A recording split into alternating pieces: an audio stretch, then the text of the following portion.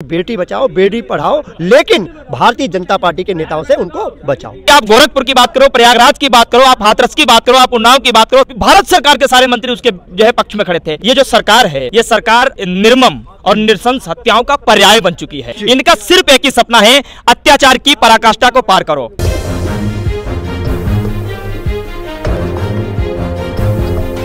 आदाब, सत श्री अकाल, नमस्कार, नमो बुद्धाय। मैं इस वक्त मौजूद हूँ राजधानी दिल्ली के गाजीपुर बॉर्डर पे। मेरे साथ कुछ शख्सियत यहाँ पे मौजूद हैं। उत्तर प्रदेश में लगातार आपराधिक घटनाएं घट रही है। अभी हमने देखा प्रयागराज में पूरे परिवार की हत्या कर जाती है। किस प्रकार देख रहे हैं आपने?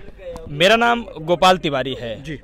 आपने जो सवाल पूछा, मैंने जब ये खबर जब मुझे मिली, इस खबर ने पूरी तरीके से मुझे झकझोर करके रख दिया कि एक माँ और बेटी भी है जो एक साथ में ही शहीद होते हैं।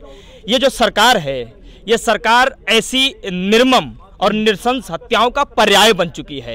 ये एक नहीं, उत्तर प्रदेश में अनेक ऐसी घटनाएं हुई हैं जिन पे आज तक कभी भी प्रशासन की कोई कार्रवाई नहीं हुई। पहली बात।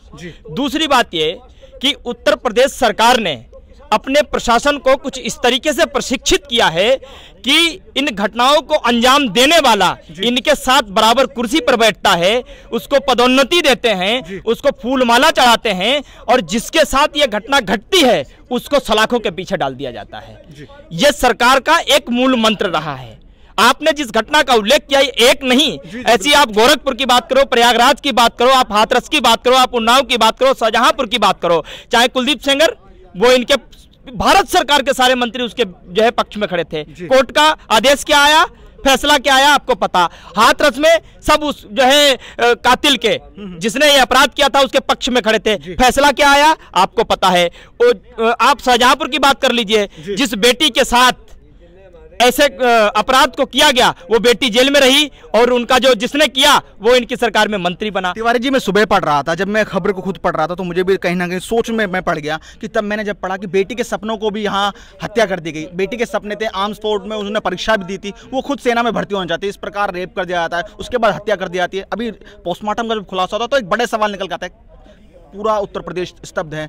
जब लॉ एंड ऑर्डर की बात की जाती है तो एनसीआरबी का डाटा आता है, वहां पे देखा जाता है कि सबसे टॉप पर है क्राइम पे। कैसे देख रहे हैं आप इस उत्तर प्रदेश? देखो, ऐसी तमाम खबरें आती हैं, तमाम डाटा आते हैं, लगातार रिपोर्टें तमाम आती हैं, लेकिन उन रिपोर्टों का मतलब क्या रह गया? उनका तथ्य क्या रह गया? उनका आधार क्या रह गया? वो तो सारी निराधार हो गई ना। इस सरकार को ना ही देश के बेटे, ना ही बेटी के सपनों से तो सपना इनके समझ में नहीं आता है।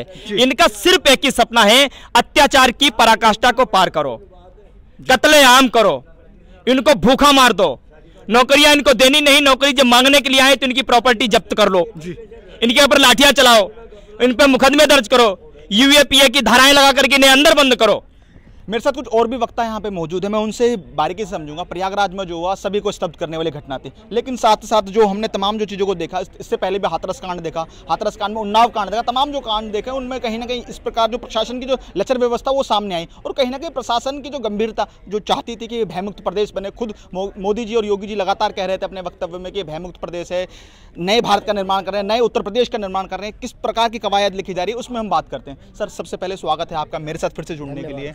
लगातार उत्तर प्रदेश के हालात, व्यवस्था चरमरा गई है, किस प्रकार देख रहे हैं आप? देखिए, मैं ये कहना चाहता हूँ, ये जो सरकार है उत्तर प्रदेश की, राजनीतिक दृष्टि से, आर्थिक दृष्टि से, शासन प्रशासन की दृष्टि से फेल हो चुकी है ये। और इनका आप ये भी आप व्याख्यान कर रहे थे, अभी इनकी जो नारा लेके आए थे, बेटी बचाओ और बेटी पढ़ाओ, लेकिन मैं अब जनता ने जो 5 साल के इनके शासन में पाया है, वो बेटी बचाओ बेटी पढ़ाओ और भारतीय जनता पार्टी के नेताओं से बचाओ।